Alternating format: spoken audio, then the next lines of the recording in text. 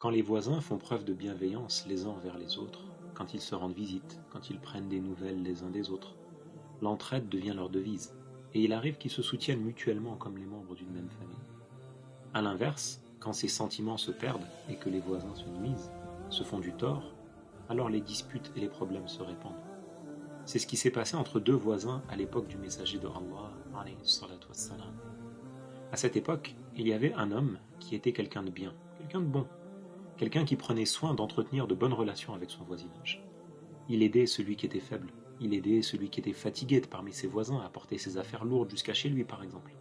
Il rendait visite à celui de ses voisins qui était malade, pour le soutenir, pour voir comment il pouvait l'aider.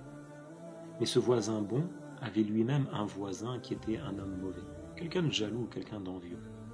Cet homme ne supportait pas le fait que son bon voisin soit meilleur que lui, plus apprécié que lui dans le voisinage. Un jour, dans le but de nuire à ce bon voisin, il a déposé un immense tas d'ordures devant la porte, de sorte à bloquer l'entrée de la maison de son voisin. Quand il a constaté la situation, le bon voisin a été contrarié. Il est parti se plaindre au messager de Allah, alayhi salatu wassalam, de ce qu'il subissait. Le prophète lui a recommandé de patienter face à la difficulté. Ce bon voisin a obéi au prophète.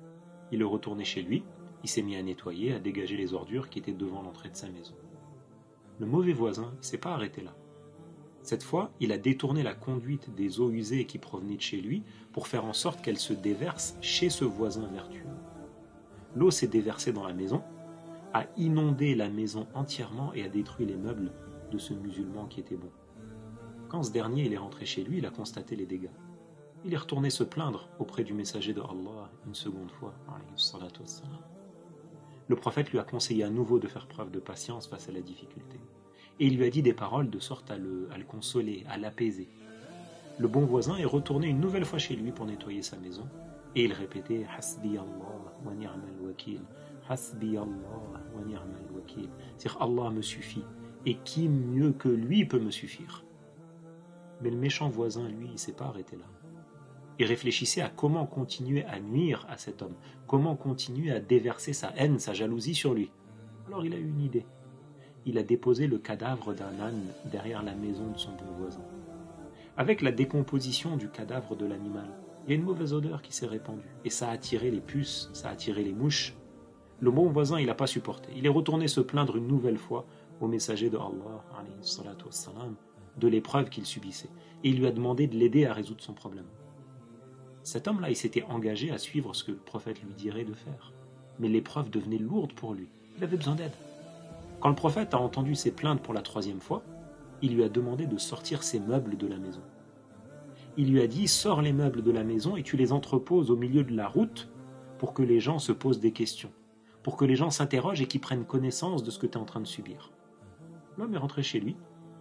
Il a directement sorti toutes ses affaires dehors. Les voisins et les habitants du quartier, ils le connaissent, ils l'apprécient. Ils se sont précipités auprès de lui pour lui demander « Pourquoi est-ce que tu fais ça? Qu'est-ce qui se passe chez toi? Qu'est-ce qu'il y a ?»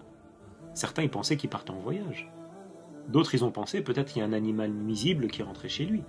Alors le bon voisin, il leur a expliqué ce qu'il avait subi et ce que le prophète lui avait dit de faire. Quand les gens ont su les nuisances que subissaient leurs voisins qu'ils appréciaient beaucoup, quand ils ont su comment agissait le mauvais voisin, ils ont commencé à faire des doigts, à invoquer contre lui. Et cette situation, elle est rapidement parvenue aux oreilles du mauvais voisin, qui lorsqu'il a entendu ce qui était en train de se passer, il s'est rendu compte de la gravité de la situation. Les gens invoquent contre toi. Alors il est parti en courant pour s'excuser auprès du bon voisin.